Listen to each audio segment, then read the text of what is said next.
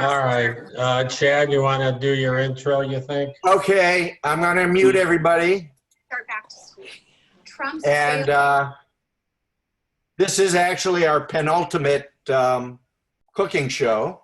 There's one more, and I was saying in Minion tonight that if you haven't been tuning in, you've really been missing a lot. So to me, it feels less like a class and actually like a show or presentation. So in that spirit, let's go. Live from Pepper Pike Beechwood in Boston, it's Cooking with Murray, starring Murray Berkowitz. This is Chad Cohen, along with Doc Severinsen and the NBC Orchestra, inviting you to join Murray and his guests, Tova Cohen and Stephanie Berkowitz, as they prepare entrees and sides for the holidays. And now, ladies and gentlemen, here's Murray. Okay, you got it? All right, so I'm going to, Let but me I try just that. see you. Spotlight, yeah. Okay. Okay, thank you. Thank you, Chad. What did Johnny Carson used to say? How much was it or whatever? Whatever. All right, welcome to the second in our series of B'nai Yeshua and High Holiday Zoom cooking classes. Tonight, as Chad told you, we will be featuring entrees and side dishes for Rosh Hashanah.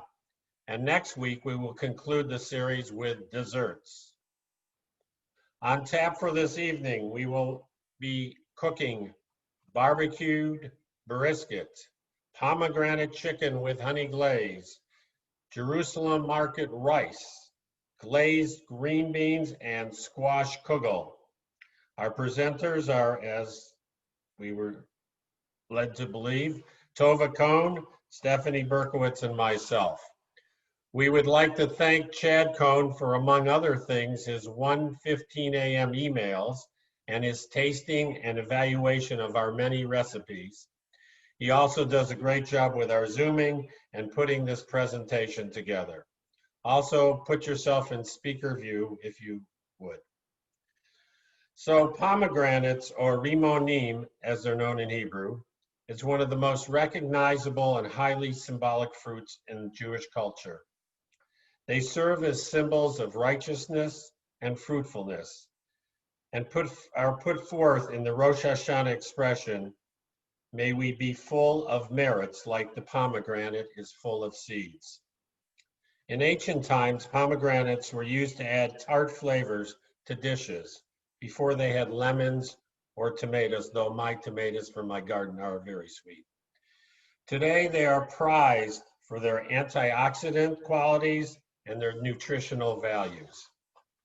In this chicken dish, we use this symbolic fruit in three ways: as juice, molasses, and seeds, or arils as they are called.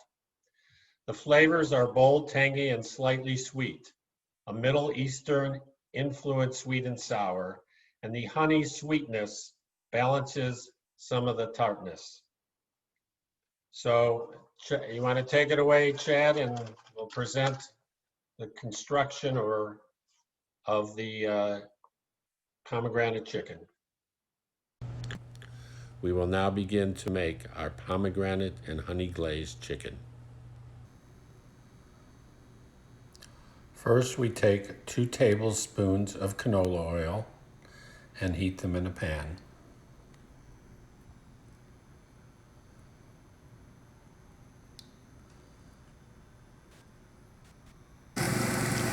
We then saute the onions just till they start to change color a little bit. We then add the minced garlic,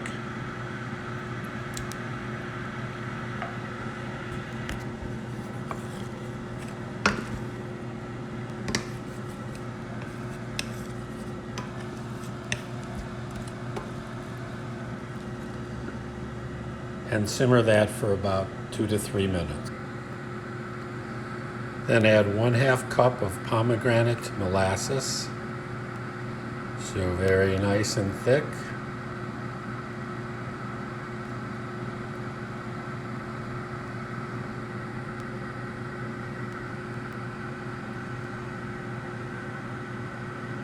1/2 cup of honey, also a bit thick.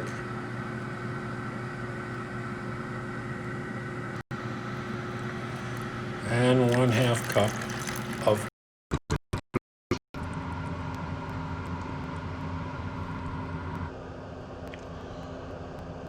2 cups of vegetable broth next goes in.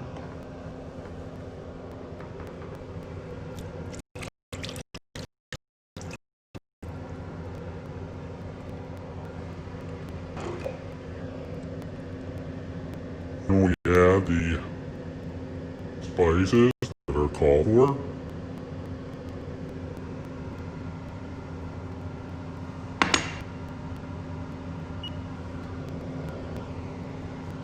We stir this all together.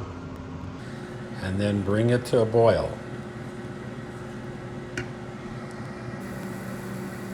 Once it starts boiling, then we reduce it to an active simmer, and we'll let it go for about 20 minutes till it reduces itself to about half its volume. We are now done reducing the liquid. It took about 20-25 minutes. It's about half the volume of before. I just wish I could reduce my waistline this quickly. We poured the reduced liquid into a bowl, and in the meantime we took the chicken and washed it, patted it dry, seasoned it up with a bit of salt and pepper, and we're going to clean the pan and get it ready to brown. The pan was washed and dried, and then we put a little bit of the canola oil back in it. I used a second pan because it doesn't look like the chicken will fit comfortably into one pan for the browning. We are now browning the chicken, beginning with the skin side down. Here is the chicken as it's being browned. Here is the chicken cooking in the sauce. It will be there for about 35 to 40 minutes under a low simmering heat. I also made a tofu alternative for this.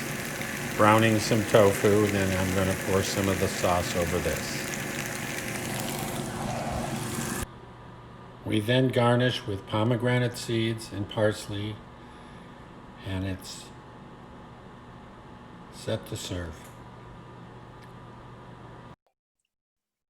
So that's the story. Anybody have any questions? Yes. Where do you get pomegranate molasses? You'll have to ask Mary that because we had it in the cupboard. I asked the same thing. And what about, you said there's other pomegranate thing you said. What's a pomegranate aril? A real is the seeds. That's another name for the seeds. Right, you need pomegranate juice and pomegranate molasses. And I don't know where do you They get have those? the molasses at Whole Foods. It's not as hard to find as you think. And what about pomegranate juice? Whole Foods also? Yeah, you can get that anywhere, I think. Okay, thank you. Could you substitute regular molasses if you didn't have the pomegranate molasses? Probably, I guess, maybe use a little more juice, a little less molasses or something. I don't know, that's possible. You don't have to go crazy. I do also have pomegranate deodorant, but that's... But that's in the bedroom. You're probably Yeah, your own pomegranate molasses. It's just What's like that? you're probably your own pomegranate molasses. It's basically like a pomegranate simple syrup, just sugar and pomegranate juice. Okay. Thank you, Stephanie, the cook. All right. Any other questions? Okay. Next, we'll turn it over to Tova Cohen, and she's going to talk about her barbecued brisket. All right, so we're moving on to brisket, the holy grail of Jewish holiday dinners. Like many popular Jewish foods, brisket worked its way into the cuisine because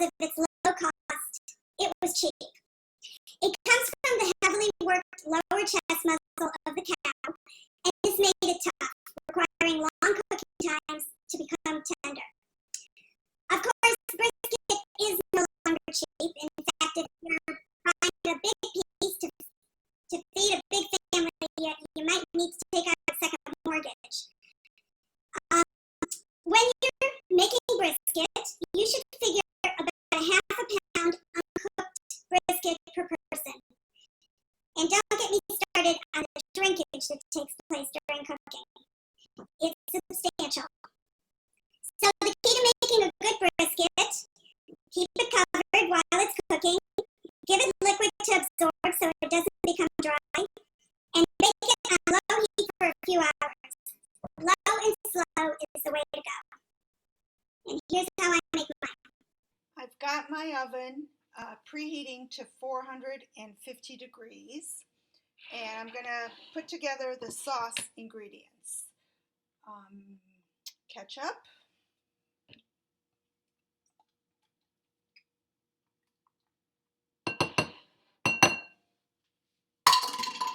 barbecue sauce,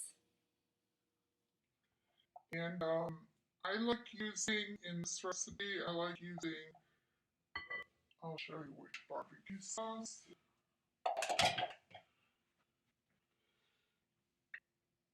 It's bone-sucking sauce, and they have it in Heinz. I bought the thicker style. They have a not so thick style. Either one is fine. Brown sugar and cider vinegar. Can't see it going up. It froze up. And we're just going to stir this until everything is incorporated. This recipe is adaptable, perfectly adaptable for Pesach if you just use barbecue sauce and ketchup. That's Pesach.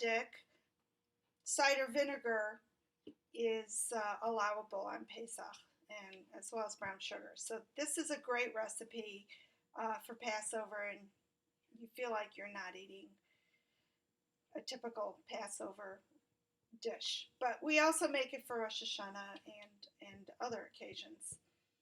Okay, so everything is mixed in and it's a uniform sauce. So we're going to set that aside.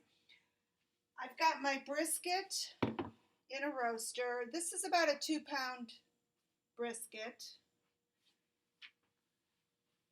And Back in the day when we used to have people over for Rosh Hashanah, I used a bigger brisket or 2 briskets. You may want to increase the amount of sauce you make depending on how big your brisket is. So this is again about a 2-pound brisket. Fat side up, but I don't like a lot of fat, so I trim it. I'm topping the brisket with sliced onion.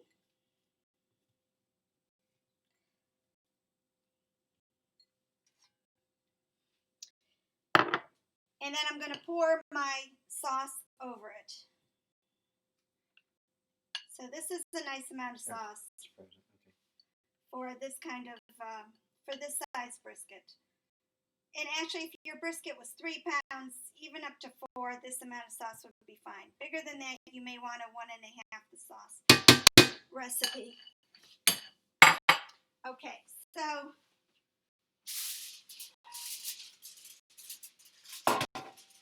in an effort to just keep the moisture in and get it braising well, we're going to put foil on top of the roaster, and then I put the lid on.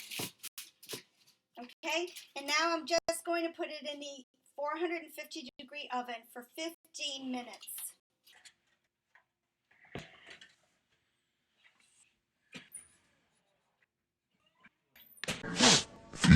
minutes later. The brisket's been in the oven at 450 degrees for 15 minutes. I've taken it out of the oven and I've turned down the thermostat in the temperature in the oven rather to 300.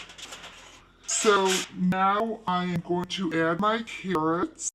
If you have decided to add potatoes, which they are wonderful in this, but I'm not doing that in this time, you would add the potatoes now too. And you can see I'm mostly, except for the pieces that fall on top, I'm mostly adding it into the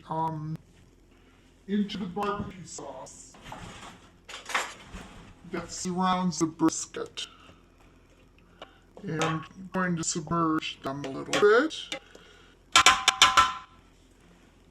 And I'm carefully going to put the foil back on. put the lid back on. And I'm going to put it back into the oven, which is now 300 degrees. And I'm going to put it in there and let it cook for an hour. 1 hour later. It's been an hour. The brisket has actually an hour and 15 minutes if you count the first 15 at 450, has been in the oven. And I'm going to take It out and I'm going to slice it. And you might ask why I do it this way. And I'll tell you. If you don't do it this way, you're going to have to let the brisket cool down in order to be able to slice it without it falling apart. It gets very tender and it will fall apart if you try and slice it at the end of the cooking time. So I've started doing it this way, and I put it back in, and then each slice gets coated with the barbecue sauce, which I also like. So, and as you can see with briskets, it has shrunk. So we're going to put it on our cutting board. And when you cut a brisket has a grain. The grain is going this way. So we cut against the grain.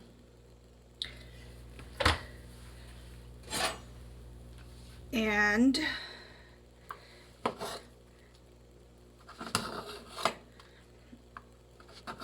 this is not a real big thick brisket. Some of it is thin.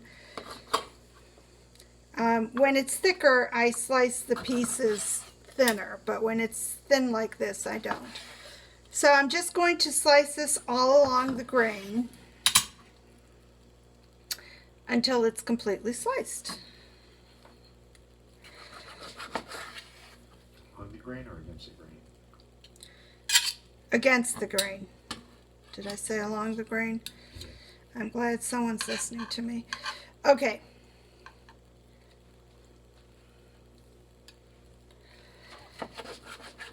A few moments later.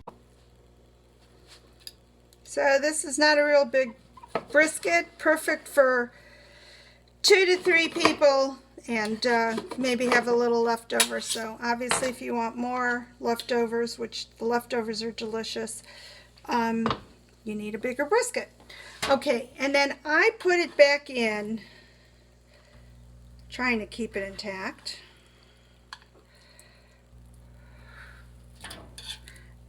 Okay, did not work so well this time, but you can kind of piece it together, and you can see that the sauce is going in between each piece, which is what I like.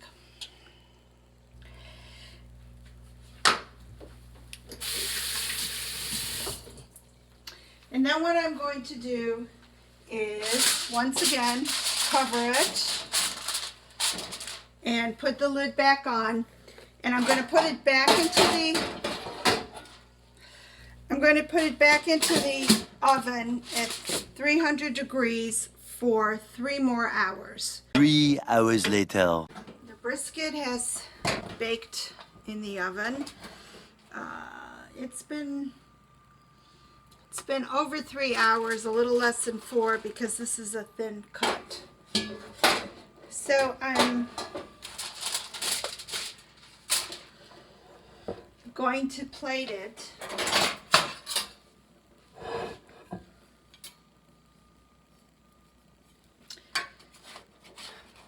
And this is a terrific dish to make ahead. It's wonderful if it has an opportunity to sit. So you can just cool it and refrigerate it. And when you take it out of the refrigerator, if there is fat that has congealed, you can just pick it off and then warm it up in the oven at about 300 degrees, and it'll take an hour. It'll take about an hour to 2 hours to warm up. And this is how I would serve it.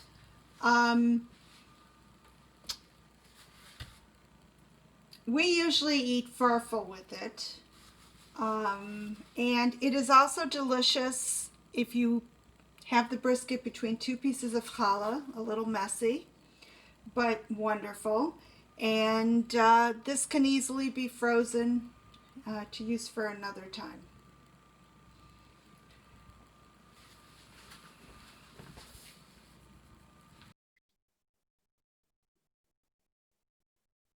Okay. Are there any questions?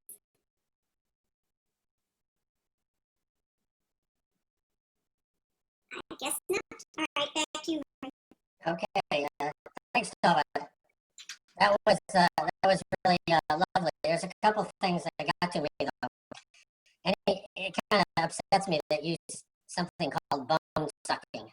It's just I don't know if I'd ever be that brave. But then you said you go against the grain, so I guess that's why you use it. So it made sense to me afterwards. Okay, so now we're going to go on to the green beans. Green beans are mentioned in the Talmud, and they're called ruvia. And that's symbolic of Rosh Hashanah because it sounds like the Hebrew word meaning to increase. We've all heard of Peru, be fruitful and multiply, or be fruitful and increase. And therefore, green beans indicates a desire for increased blessings in the new year. So here are our green beans with the honey glaze. Green beans with honey tahina glaze. We first put a pound of green beans in a 9 by 13 baking dish. We then drizzle on 1 tablespoon of olive oil. We next add just a little salt and pepper and place it in the oven. While it's roasting, we take 1 tablespoon of tamari,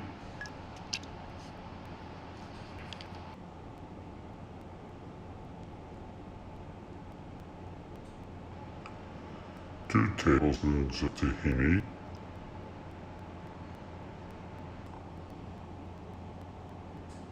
2 tablespoons of honey,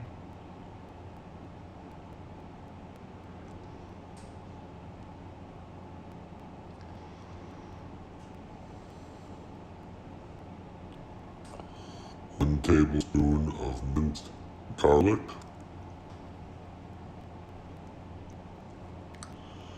2 tablespoons of orange juice,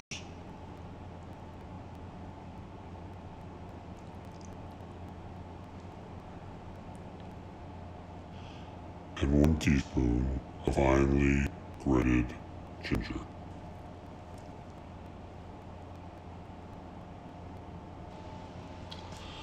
Then we mix everything together in a bowl.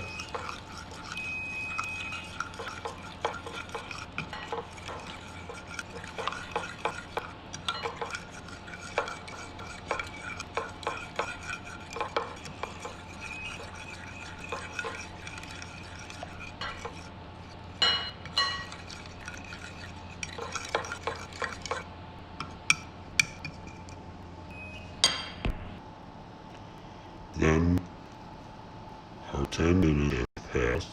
It's time to take the green beans out of the 425 degree oven. And now we take our mixture and we pour it over the green beans.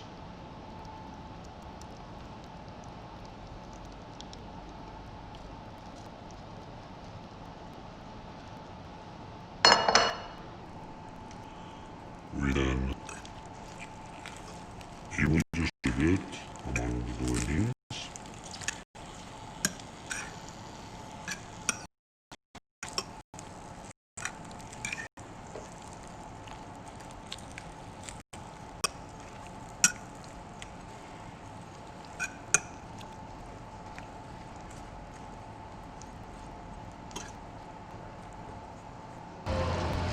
We then put it in the oven for about 10 to 12 minutes at 425 degrees.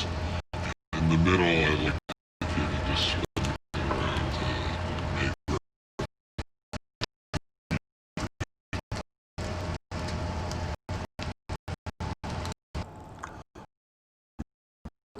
grill, remove it from and then ready to serve. A wonderful Rosh Hashanah side dish.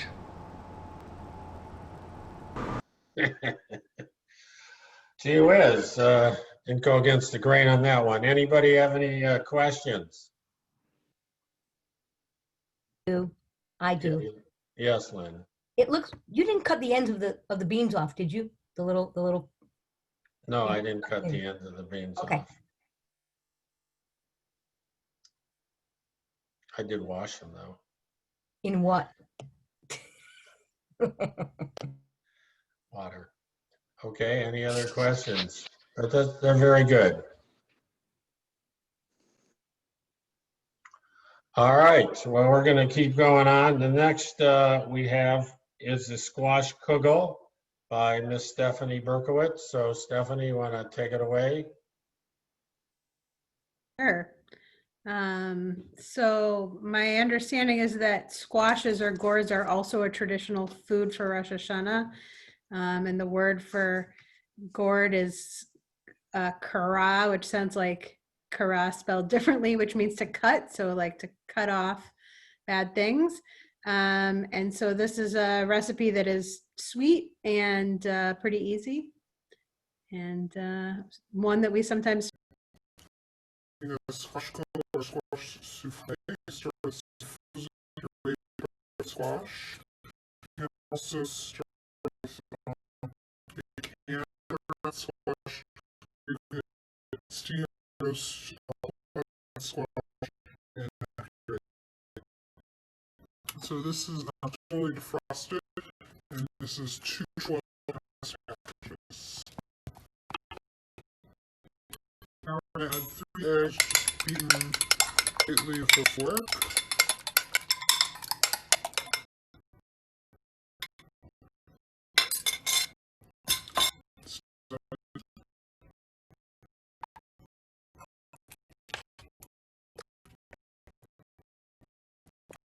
We'll add 3 tablespoons of butter,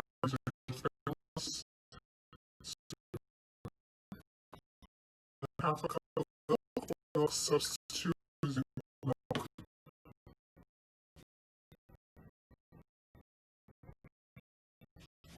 Half a cup of sugar.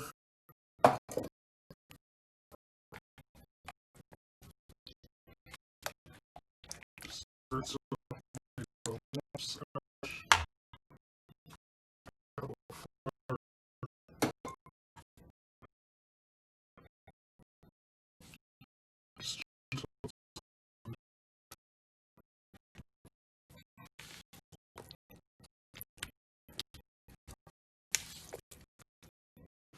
and about half a teaspoon of cinnamon, stir up, and layer on the top. Under the pan, I'm using a 8x8 glass, and you're just going to spray it with cooking spray. You can also use a metal pan, or you could use a casserole dish. Just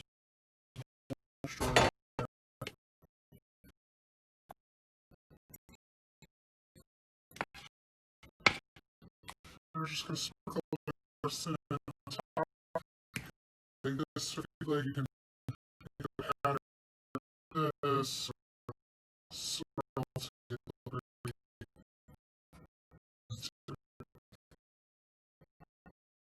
I'm just going to put the whole thing in the oven at 350.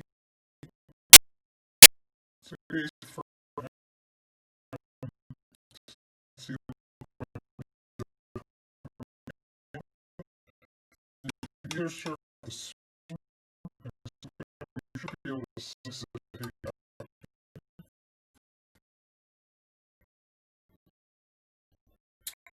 Sort of insert All right, you had a few questions, Stephanie. The Yeah. order of the ingredients, So does I it don't, matter? the truth is I am terrible at following recipes and I seldom actually follow the recipe, but I think what I did was just edit the video in the wrong order because I filmed each ingredient separately. So I don't think it matters that much. But I think the real problem with this video is that I edited the video and placed the videos in the wrong order when I put them together. And the other one about the vegan, I have made it vegan or eggless before. Using egg substitute works fine. You could also use no eggs, but it won't come out in squares. You'll have to scoop it out from the pan. Okay. All right, thank you. And I guess, you know, by doing that with the video, you kind of went against the grain yourself in your own way. So kind of a Indeed. common thread here. There's Maria, one other question about honey and substituting honey for sugar. I think the only thing about that is that it's more liquid. So you might use just like a little bit more flour or something like that. Or you might, if you don't care that much about taking it out in squares from the pan, then it doesn't matter that much. You can use a spoon and serve it that way. And then I'm sure honey would be fine.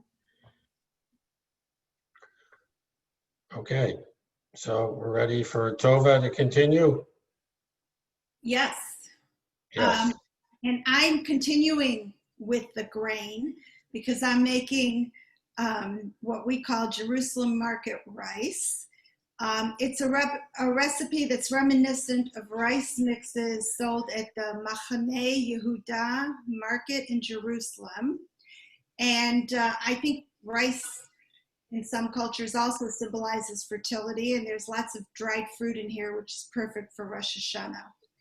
So I make this with basmati rice, which is a nutty flavor, has a nutty flavor, a wonderful aroma, and is slightly softer than regular rice. I got this at Heinen's.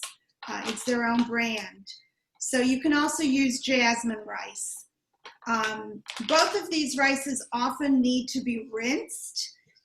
So, but read the directions because this one, interestingly, from Heinen's says do not rinse. So just read the package directions, and if they tell you to rinse the rice first, do that. Let's see. Also refer to the package directions for cooking times. Usually it's 15 to 20 minutes. 15 minutes is pretty reliable. So you should have received there should be a revised recipe in the chat, and because I tweaked some of the seasonings.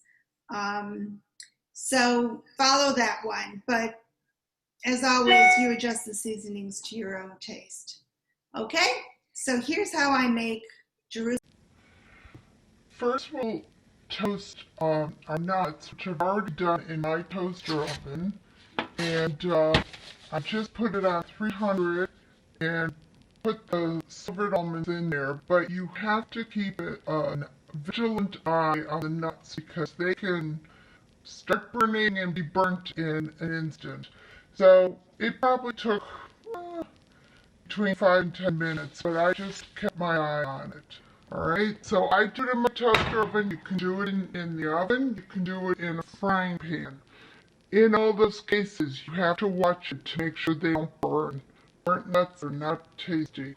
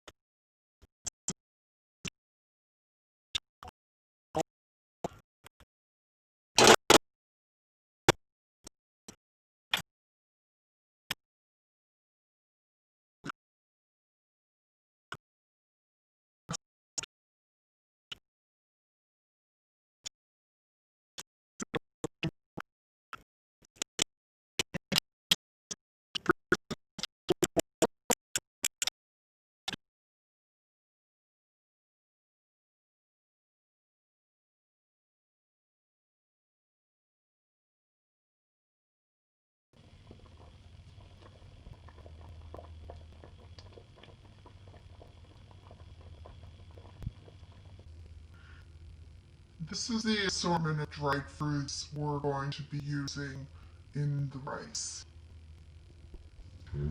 While the rice is cooking, I've gotten my cup of diced fruits ready.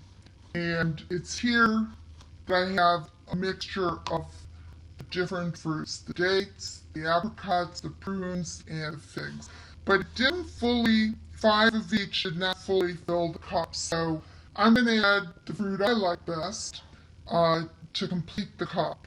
And this is what I use to dice them. It's the easiest thing in the world. I just slice them, so I'm doing it with the scissors instead of trying to do it with the knife where the fruit sticks and it's messy.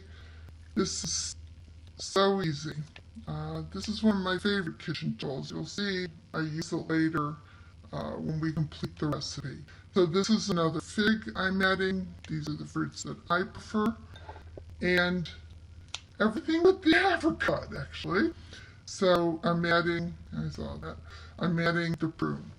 And now we've got a full cup that we will use when we start cooking the rice.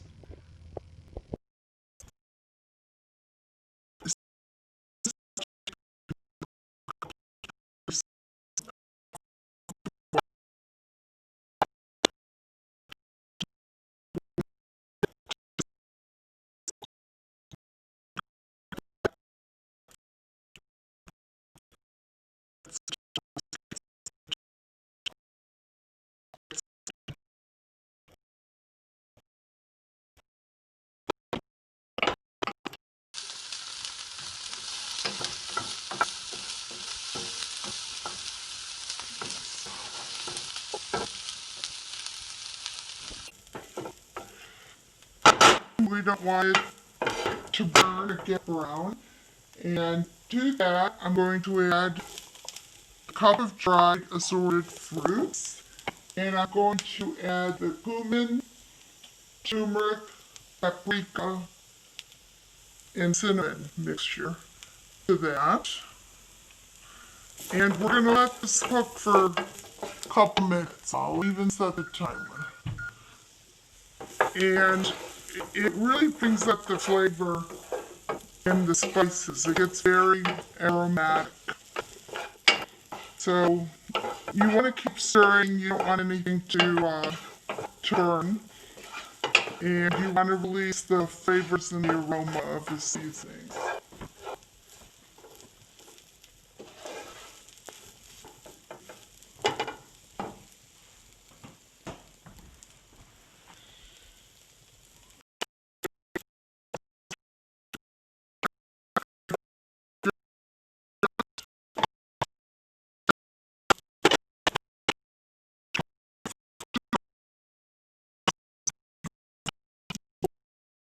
You're going to add the turn it to low now.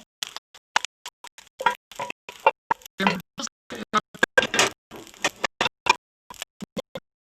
a little bit of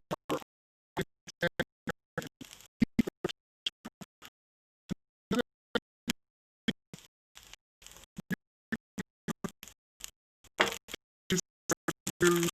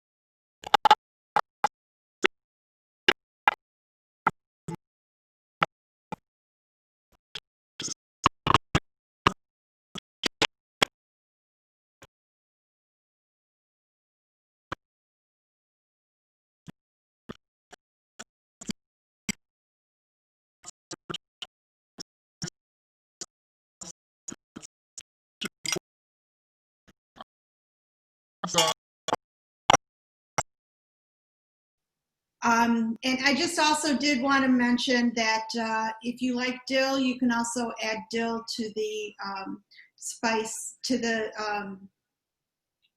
herb mixtures at the end. Are there any questions? I have a question. Yeah. When you heat it for the 2 minutes, do you have that not on low? You have that at a higher temperature? Because you had said turn it back down to low. I had it like on medium. I had turned it up, a little bit, enough so that you are getting that sizzle. That's why you keep stirring. Just, sometimes if you leave things even on medium, they can start to scorch. Thanks. Okay. Take it away, Murray. Oh, okay. Thanks a lot. I'm glad that, with the brisket, you're going against the grain, but with the rice, you use the grain. So, Tova, you cover all your bases, and that's why you're such a good cook. So that really pretty much concludes for today, unless anybody has any questions. Next week, we will be doing the desserts. We've already been working on that and tasting them quite a bit, so that's been good. And right after our class tonight at 8 o'clock, Elise Braverman-Plotkin's going to be doing her shtick on the shofar. It was very interesting last week, and I urge you to attend that. Some food for your brain as opposed to your